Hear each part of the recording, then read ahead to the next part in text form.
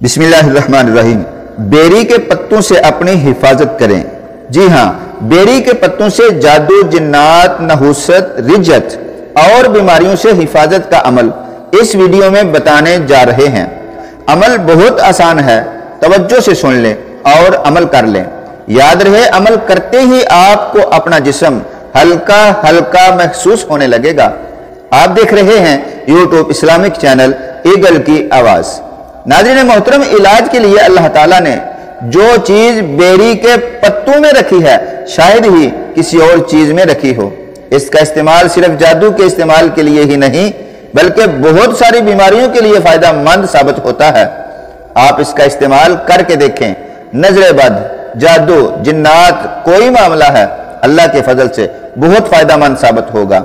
अमल बताने से पहले आपको बेरी के दरख्त के मुताल्लिक कुछ बताते हैं। तो याद रहे, बेरी का दरख्त जन्नत में भी है। जन्नत के दर्जे हैं और एक दर्जे का नाम है इबरार। अल्लाह ताला ने कुरान पाक की सूरह वाक़िया में इबरार का हाल बयान फरमाया है।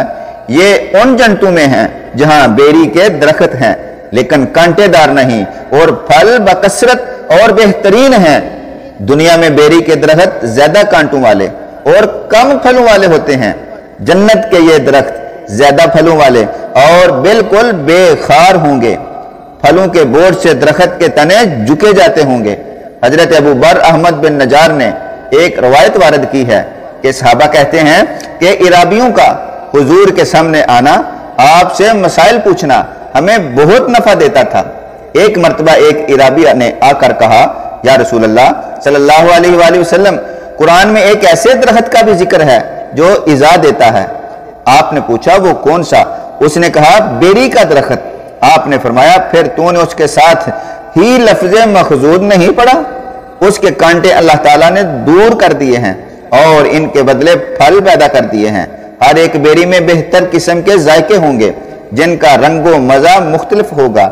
लंबे लंबे सायों में ये होंगे। सही बुखारी में रसूल मकबूल सल्लल्लाहु अलैहि वसल्लम फरमाते हैं कि जन्नत के दरख्त के साए तले तेज सवार 100 साल तक चलता रहेगा, लेकिन साया खत्म ना होगा। नाजरीन, आप चाहो तो सूरह वाक़िया का तर्जुमा और तफसीर पढ़कर अपने इल्म में मजीद इजाफा कर सकते हैं। अब अपने अमल की तरफ आते हैं। नाजरीन, आप जानते होंगे कि मैयत को भी बेरी के पत्तों वाले पानी से गुस्ल देते हैं।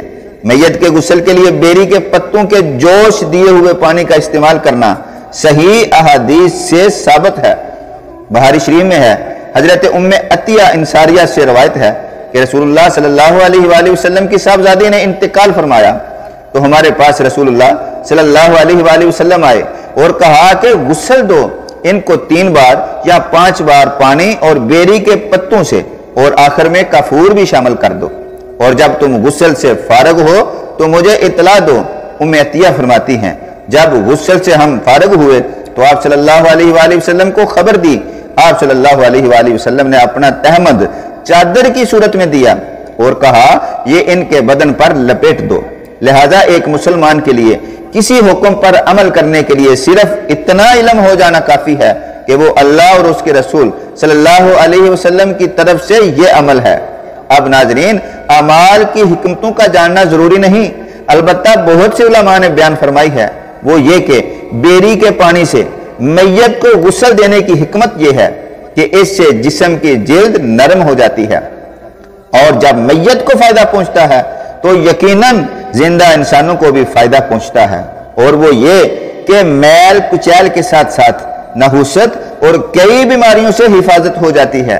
याद रहे, इलाज के लिए अल्लाह ताला ने जो चीज बेरी के पत्तों में रखी है, शायद ही किसी और चीज में रखी हो। इसका इस्तेमाल सिर्फ जादू के इस्तेमाल के लिए ही नहीं, बल्कि बहुत सारी बीमारियों के लिए फायदा मंद साबित होता है।